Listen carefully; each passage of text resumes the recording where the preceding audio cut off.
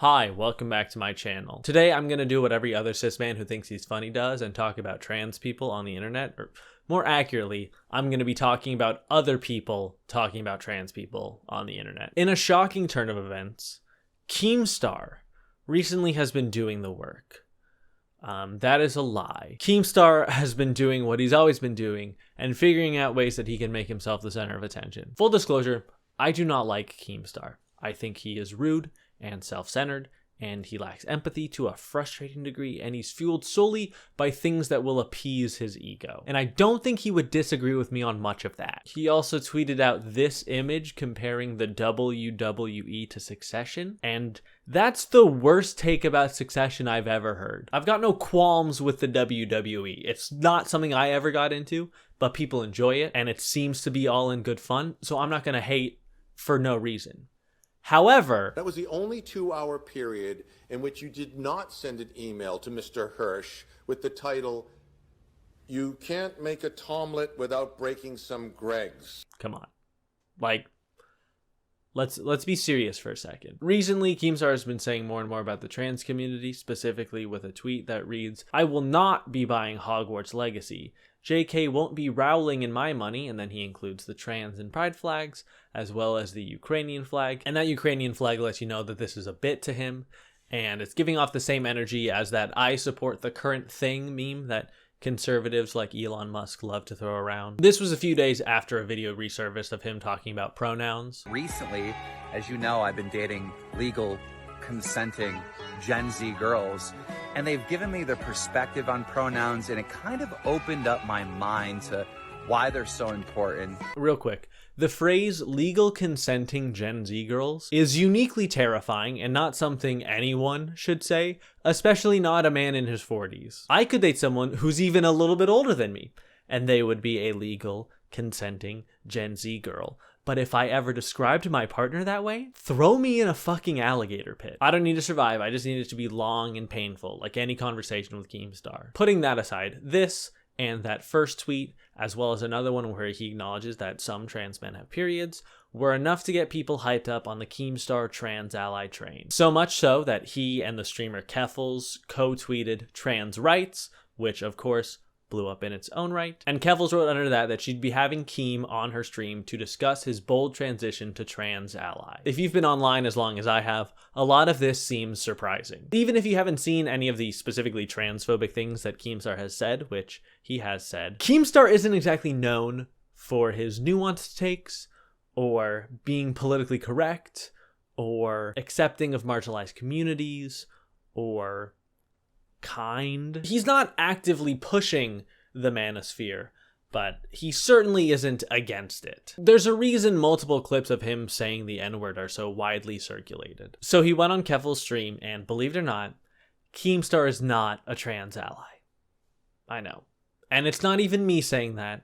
That is something that both he and Keffals said. To the entire chat that's saying, he's not an ally. I can't believe he's calling himself an ally. I have not called myself an ally. All right. I just put out some tweets and then y'all memed that I'm an ally.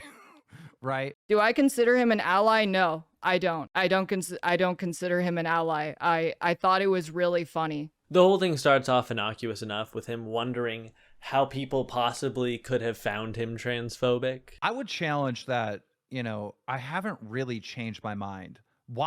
Why have I been labeled a transphobic person? Why? Where does that come from? What's the basis of that?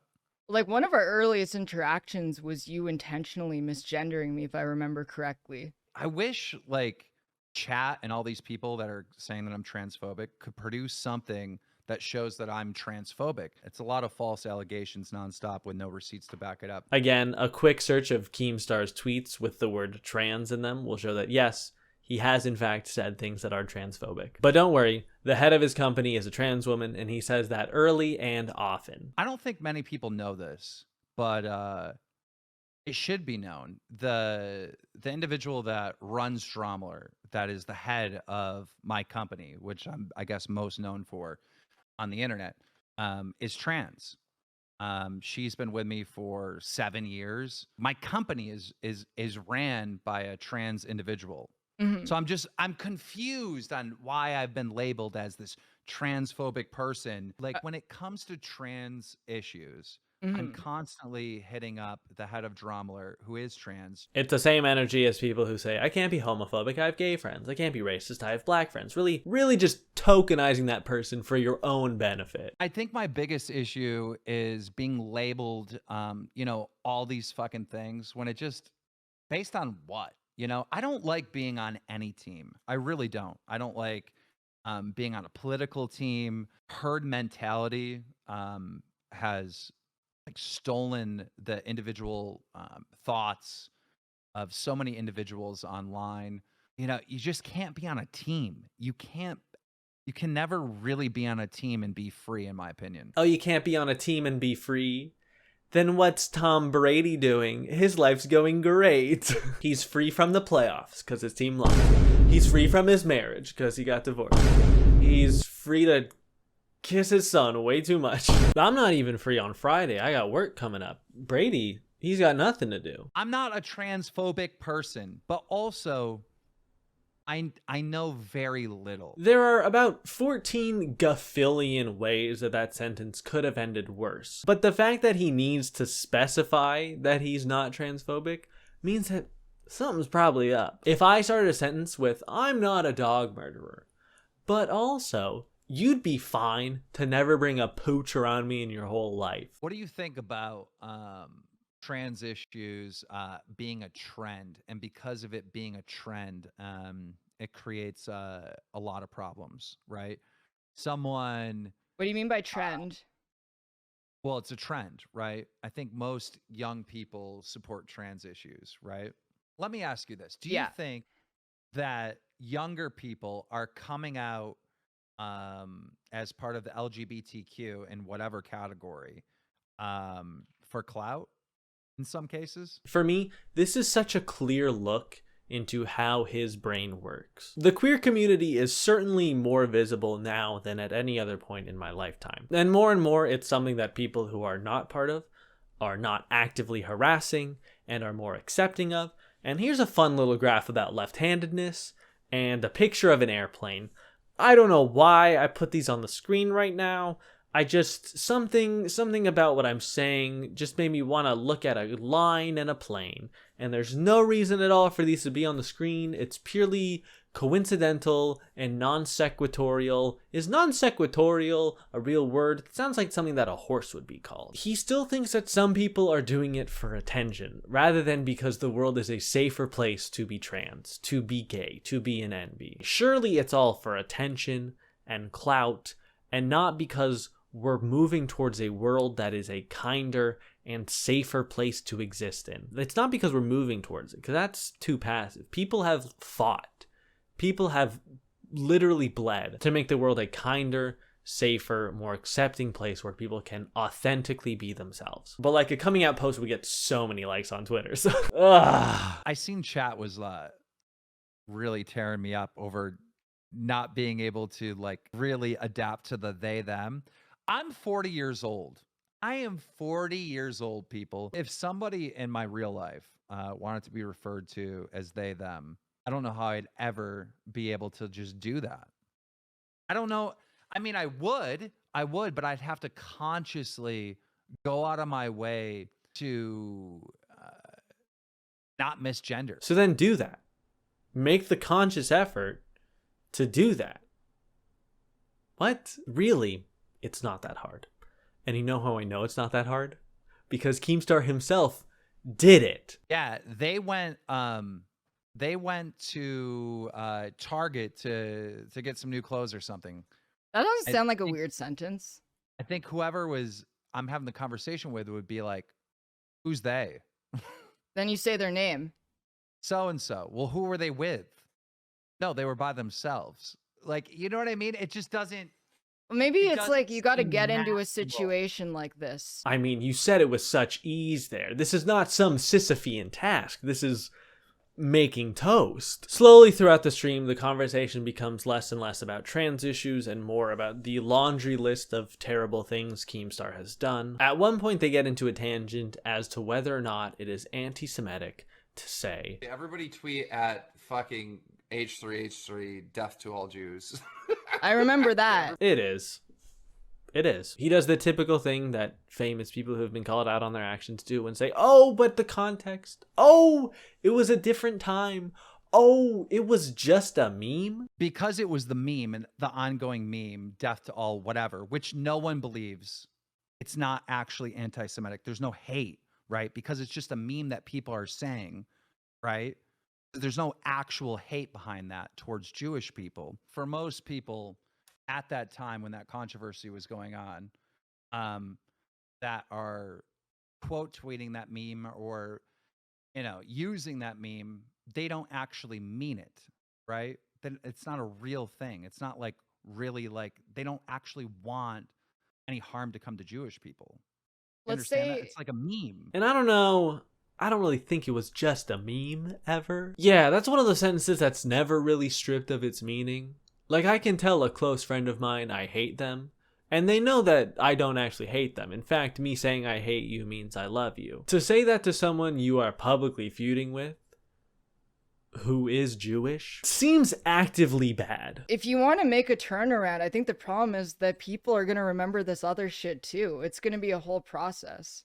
I'm super fucking happy you've said all this cool stuff about the trans community, but fuck, man, there are a lot of skeletons in the closet. And at no point does he admit fault for any of those skeletons, both about the trans community and about the other terrible things he's done. The closest we get to that is in a reply to the tweet about tampons in men's restrooms, where he says, I'm learning, you can fuck off. Not a whole lot of deference paid there. I'm all for people not being transphobic, especially in a time when Tucker Carlson goes on his incredibly popular show and tells America that all trans people are groomer pedophiles, or how people say they're going to buy 50 copies of the new Harry Potter game just to stick it to trans people, or how Libs of TikTok is constantly directing people to harass and assault trans people and drag queens, or when people are calling drag queens by their government names while they're in drag, or even how Broadway, a supposed liberal bastion, has a show every season where there's a guy but he's in a wig pretending to be a gal. And that's comedy. Obviously, not all of those things are the same degree of evil, but it's scary and disheartening how commonplace transphobia is right now. What concerns me about Keemstar is not what he said,